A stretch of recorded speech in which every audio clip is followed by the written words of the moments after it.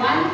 Morning, sir. Today we are going to demonstrate our lesson all about the build a strong masonry wall and roof configuration. But before that, allow me to introduce myself. I am Joel E. Aliguez, together with I am Elton Dinip Kipan. I am Billy Martin Bertusa. And we are the Firelight Group. Today, we are going to discuss about build a strong masonry wall. But before that, we have a classroom rules with the words firefly, which is the letter F as focus on learning with curiosity and respect.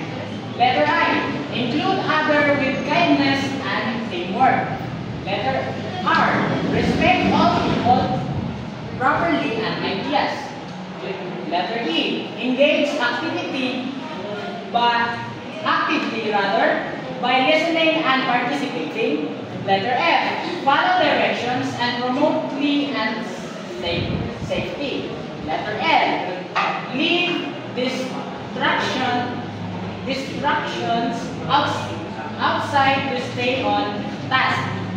And letter Y, lastly, which is the give positive energy, be a good light for others. And this is our learning objective. First, we have letter A, explain the importance of proper planning and preparations in building a strong masonry wall. Letter B, appreciate the importance of attention to details and quality workmanship in building of strong masonry wall. And letter C, demonstrate proper lifting and handling technique for the masonry materials. So allow me to, but before, please stand up everyone, so let's have a prayer.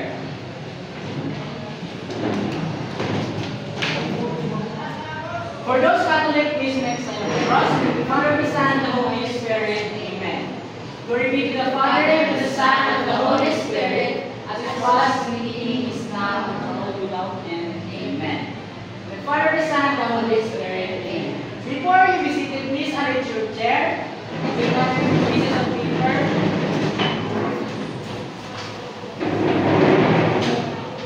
Okay. Who among you, all of you here, knows what is a build a strong masonry wall? Anyone? Yes? So, build a strong masonry wall is parang daw kung pag-ilog sir.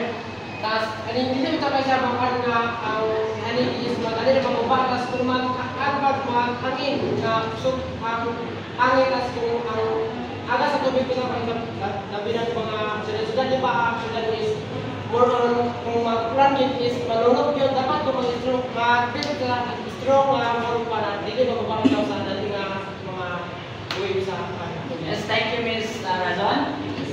Mr. Razon, rather.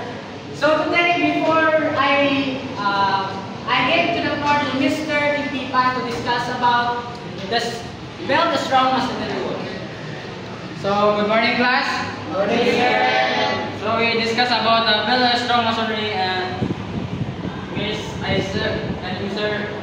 Razon, can you please read? The walls are one of the most important elements required to resist the forces from earthquakes and typhoons. However, masonry walls are heavy and can easily configure and build correctly. Build a strong masonry. Nang siya ang dapat imong importante nga imong formero bitaw sa mga construction worker. Gabil sila formero sa ng guys ng strong masonry wall. Kay para if ever nga na mga typhoon nga kan maabot sa ilang lugar, dili siya diretso madali maguba. And the important of this is kanang kung magtukod kita mo balay, like so for example, aligira imong itukod formero. Nang hangin bitaw ka permitra sa gawas sulod nya ang mga gamit nga natin sa kan nas ko nga maguba diretso. And this is wall length calculation. This how can you please read? Each line of walls must have enough length so it all high wall and not too leaning opening. There is a simple way to determine if you have enough room. The calculation method is shown below. For this calculation, we can only consider the solid walls that are at least 1 meter long. Thank you, Ms. Howell. Word end calculation is the most important of we build a house because if magtakataka lang mo sugod sa inyong sa inyong for example sa kataas sa inyong dingding o sa inyong haligi, dili siya mabagay. For example, kung magtukod mong haligi, yan ay isang mugo, sa taas, then ang pagpain niyo sa mga sa hollow blocks or bricks na maana sa forma. Then, or ang importante din ang wall length calculation. And the next is elements of the strong masonry wall. Belen, can you please read elements of the strong masonry wall? Each masonry wall panel must be defined by a flint beam at the base, a ring beam above it, columns at corners, wall intersections, and door openings. Thank you. Elements of a strong masonry wall. Each masonry wall panel must be confined by a flint beam at the base, a ring beam above, and columns at corners, wall intersection, and door openings. Sa muna siya ang picture sa elements of the strong masonry wall. Kanang, like for example, mag-build mo wall na dili lang siya, posibilidad nga dili ng pagwira ang inyong walay wall ng sirado na bigla permitted. Nakoy na sa bintana o sa pertahan. Like for example sa classroom nini, na ido ka bintana, nakoy do ka pertahan, dili lang kay dili na ka applicable. So that's all of my points, and can you proceed, Sir Tortosa?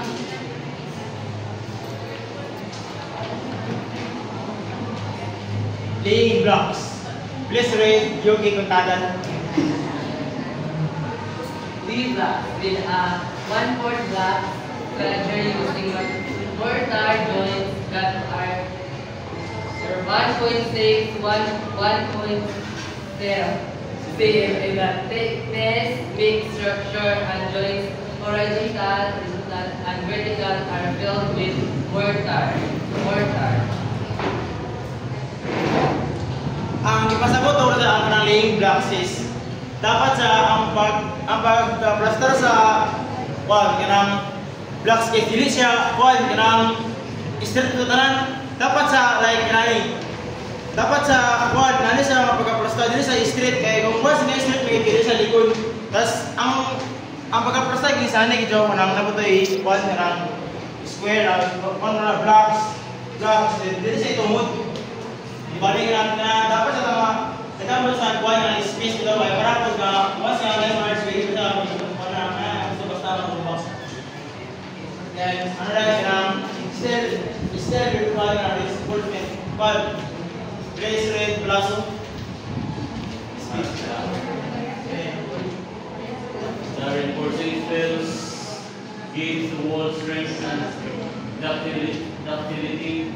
It must be informed and properly installed. Ang ganito po lang po, ang ganito siya na ang masabutan is dapat ang pagbasa sa kadilya, dili siya ang kuwan ng lumay tapos dapat sa balance mo siya. Dahil ang sa kuwan, dahil ang sa para sa wall, dahil lang dili sa ibalik ng paligid. Kaya dili kaya pareha na alam ko di kuwan mo tanang dili kaya dapat pareha kay mata kabalo, mapasili itong sa wall, wala sa wall kay kuwan na Tapi kayo lipis ang yung kuwan ng blocks tas pagka ang imong kuwan na nabilan siya dapat kaya dito sa ikbang. Yan ang kaniyang routing, please read, kwenta din ang Rod is used to give an straight component unreinforced concrete masonry walls by routing either some or all of the core. Ano siya, routing is ang pagkabalan sa pagsiminto, diba ang paghalo para sa wall stop. Ano siya kay is 150 sa cement, ayun, normal din na lupuan. sa balas, sa bato. Dapat ang pag-mixing dili sa puro lang sa balas kay worse man ang pasabot ni Budi, dapat takay sa mga bato para pag napuliton sa taas. Ang sa palgod, ang sa chlorine ko, dili ka magsalok sa palgod ka ng balatan ng bato kay magkasbang mag-jump. And that's all. Thank you. And this for Next, we have wood roof construction. So kindly read Mrs. I Miss April. The root is one of the most vulnerable parts of a building in the site of the building. The strong upward suction force in the roof which accidentally create a poorly constructed roof. This structure will normally in some ways there's no rough constructions so the roof can resist this strong accident forces to an extent. So, ang wood roof construction is muna niya ang example. Kung mag-build ka og balay, make sure lang atong-atong nga gitukod is likod din siya. Like for example, like mga bagyo, mga typhoons na magsulod din sa Philippines. Roof man gyud una gyud maigo gyud. Kay roof man gyud ang main gyud nga kanang magpugong sa atong balay. And then kung ang atong roof is dili siya enough ang strong, dili siya enough nga kana dito ang iyang kalikod. So possible ang roof is vulnerable. Kana dito dali ra siya mabuha. So possible inanin siya ka. Dali ra siya kana dito dali ra siya mabalit sa hangin. Next we have roof configuration. Kindly read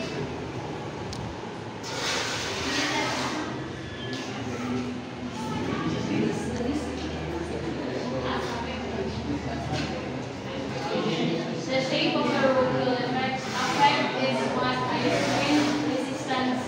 It's generally stable and depth roofs are more wind resistant than flat roofs.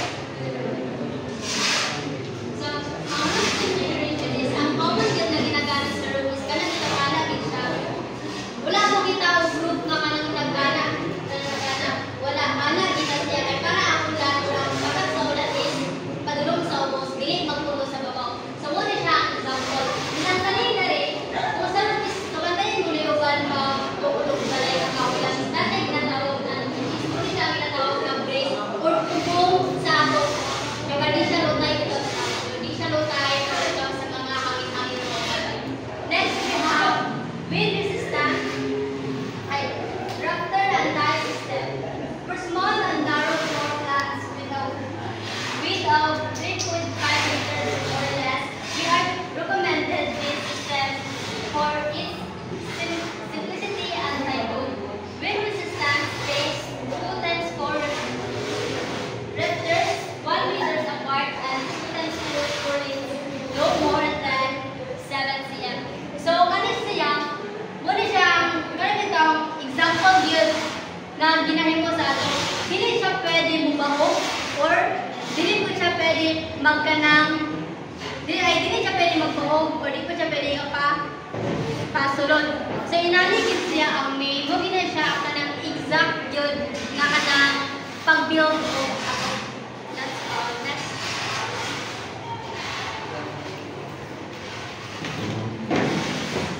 The next one was using as Syrax and metal fastener.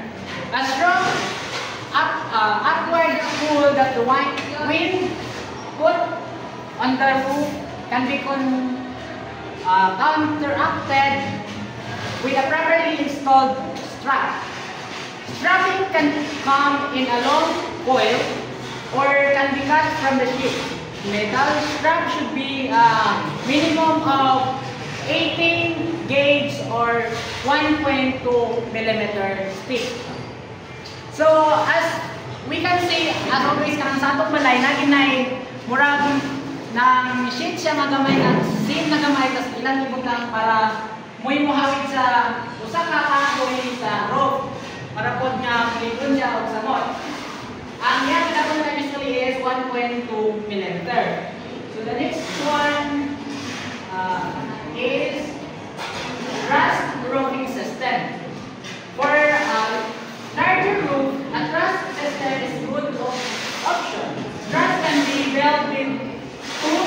times 4 and plywood gusset plate. Space trash at no greater than 1.75 meters. The purlin should also be 2.4 centimeters and should be placed at the maximum of 90 centimeters. Make sure the truss has followed the element. For example, this one. Ang kalayon sa mga kahoy dapat within 90 centimeter each para mo siya mong pugong dahil mo mong langsangan sa sim para mo mong pugong sa roofing sheet. So, the last one was roofing sheets. Roofing sheet must be installed correctly to be wind resistant and roofing waterproof. Use minimum 12 gauge or 0.45 meters thick metal sheet like this one. Ang good metal roofing system is tungod siya. Pero kung ang bad one is kanang opposite siya, layo lang siya sa wala siya ng tungod. So, possible ka kung nanginon siya, mag-isip siya, kahit hindi man siya hindi sila equal. So, I gave to Ms. Venus Kulay for the applications on our topic. Alright class, before we begin our short quiz, please clear your desk and prepare one portion of paper and use only black or pen. Yes, one word. One word, ma'am? Yes. Okay, number one. What is the primary function of a masonry wall? Letter A, sticking appeal of lead. Letter B, structural support and enclosure. Letter C, insulation only. Letter D, soundproofing only. Number 2, which of the following is an common masonry material? Letter A, brick. Letter B, concrete block. Letter C, stone. Letter D, plywood. Again, which of the following is not a common masonry material? Letter A, brick. Letter B, concrete block. Letter C, stone. Letter D, plywood. Okay, let's proceed number 3. What is the term for the horizontal layer of masonry units in the wall? Letter A, force. Letter B, pillar. Letter C, structure. Letter D, mortar joint. Number 4. What is the purpose of mortar in a masonry wall? Letter A, to provide staining appeal. Letter B, to bind the masonry units together. Letter C, to provide insulation. Letter D, to improve soundproofing. Last number. What type of masonry band uses leaders and structures in a regular pattern? Letter A, running band. Letter B, common band. Letter C, English band. And letter D is staff band. Okay, pass your picture in front.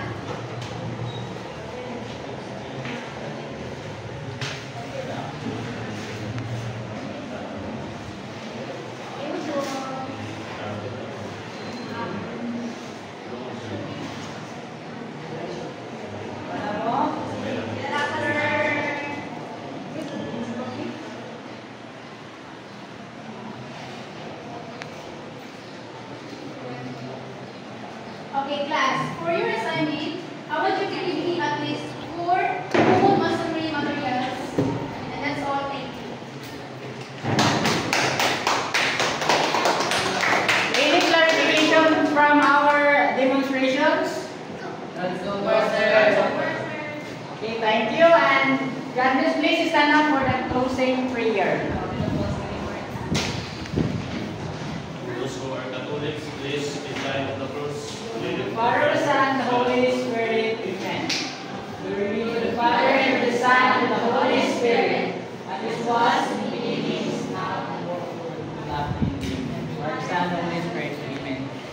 Thank you and goodbye, class. Thank you, sir.